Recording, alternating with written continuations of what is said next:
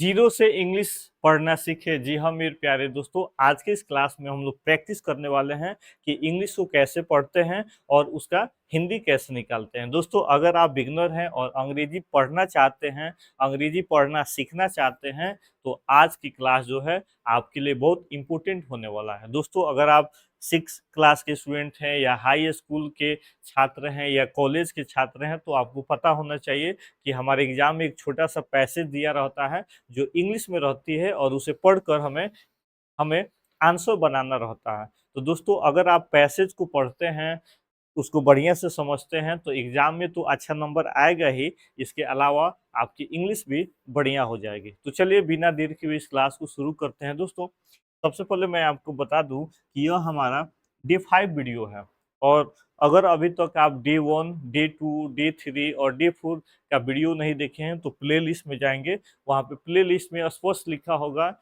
English पढ़कर हिंदी हिंदी निकालना सीखे या जीरो से इंग्लिश पढ़ना सीखें।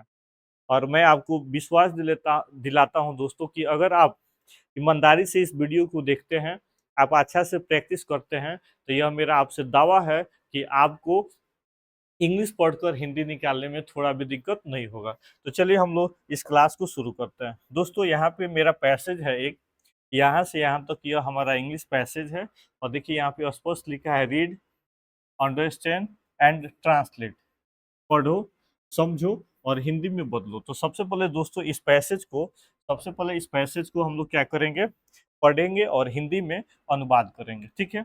यहाँ पे दोस्तों कह रहा है सीता इज अ गर्ल। तो सीता एक प्रॉपर नाउन है, इसका कोई हिंदी नहीं होगा। और इज हमारा प्रेजेंट टेंस है, इसका हिंदी हो गया है। और ए का मतलब क्या हो गया, एक आर्टिकल है। और गर्ल का तो मतलब समझते ही हैं, इसका हिंदी होगा लड़की। तो हिंदी निकला कि सीता एक लड़की है। ठीक है। नेक्स्ट है दोस्तों she is very kind and helpful. She का मतलब हो गया वो, और इज का मतलब हो गया है। और वेरी का मतलब क्या होता है दोस्तों, बहुत। और काइंड का मतलब होता है दयालु। ठीक है। यानी वह बहुत दयालु है, एंड और वह बहुत दयालु है, और हेल्पफुल और सहायक है। यानी कह रहा है दोस्तों कि सीता जो है बहुत दयालु और सहायक लड़की है। ठीक है। आगे कह रहा है दोस्तों her parents are proud of her. तो हर का मतलब उसके, उसके। और पेरेंट्स का मतलब हो जाएगा दोस्तों माता पिता।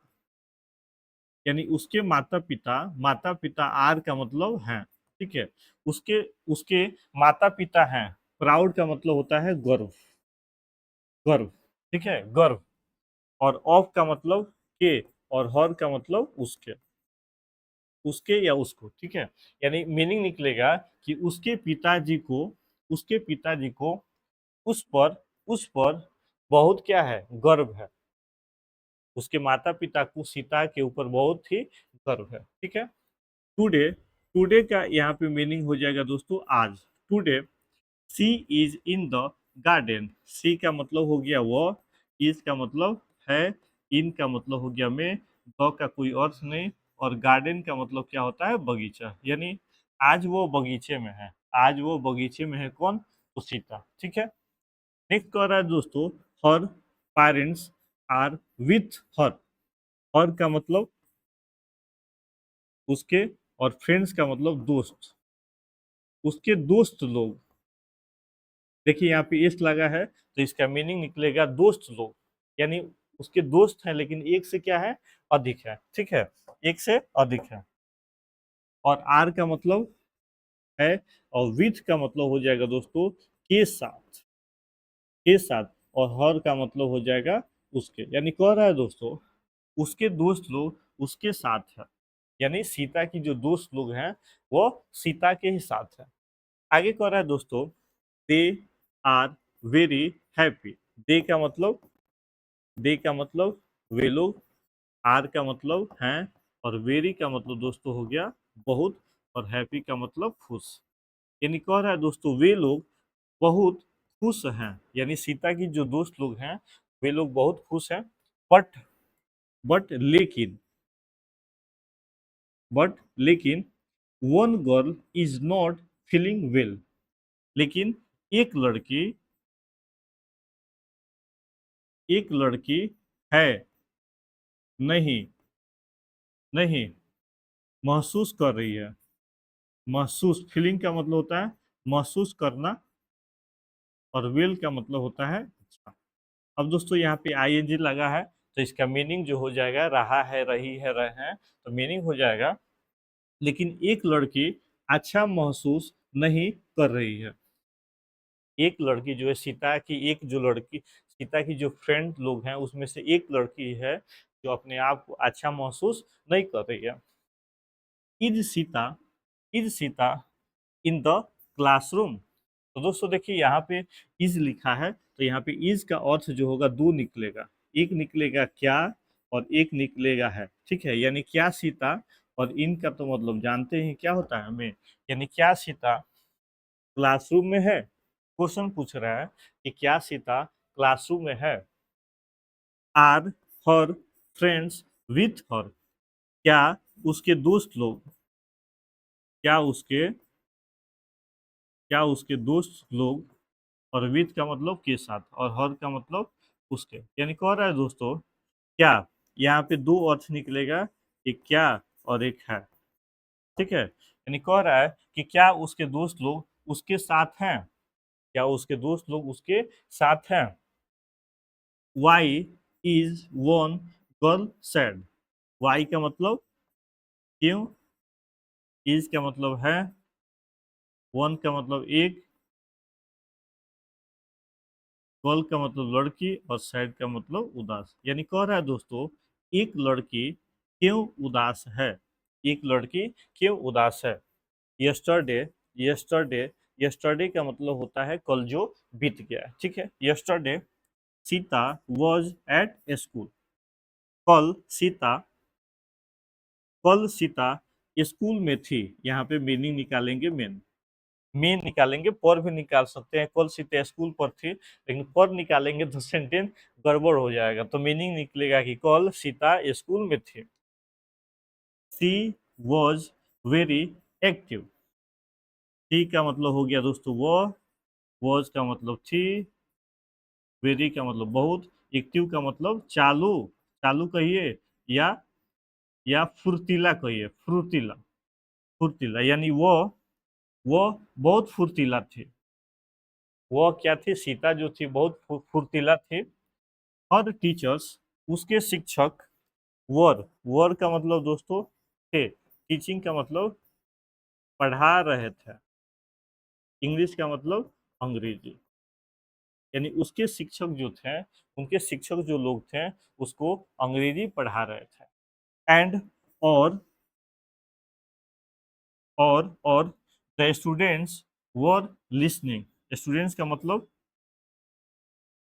स्टूडेंट्स का मतलब विद्यार्थी, लिसनिंग का मतलब होता है दोस्तों सुनना, सुनना, और विद्यार्थी जो थे वो सुन रहे थे, क्या कर रहे थे, सुन रहे थे। ओके चले, अगला है सेंटेंस है दोस्तों, वॉज सीता एट होम, क्या, वॉज का अर्थ निकलेगा क्या थी, यानी क्या थी सीता घर पर, और यस्टरडे का मतलब कल, यानी क्वेश्चन कह रहा है दोस्तों, सवाल कह रहा है, यह पैसेज कह रहा है कि क्या सीता कल घर पर थी।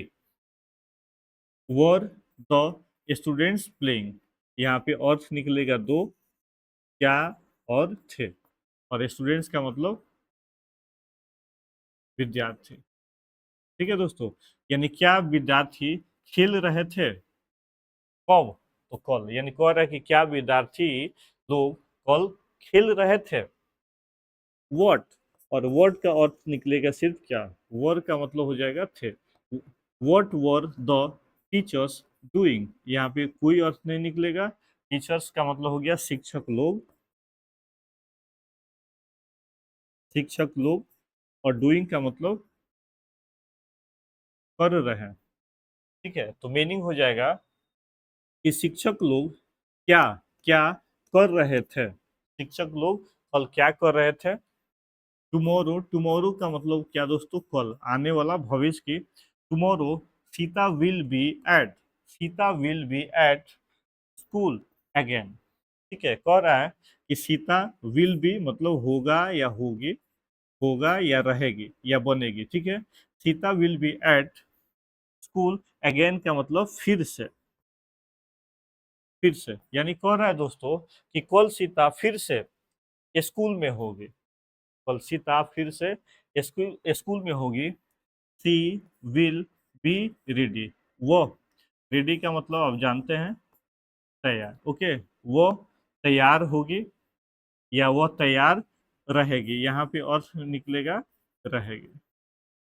ठीक है, सीता कल सीता तैयार रहेगी एंड और हर फ्रेंड्स उसके दोस्त लोग विल बी एक्साइटेड, और कह रहा है दोस्तों की और उसके दोस्त लोग भी एक्साइटेड रहेंगे, उसके दोस्त लोग भी कल उत्साहित रहेंगे।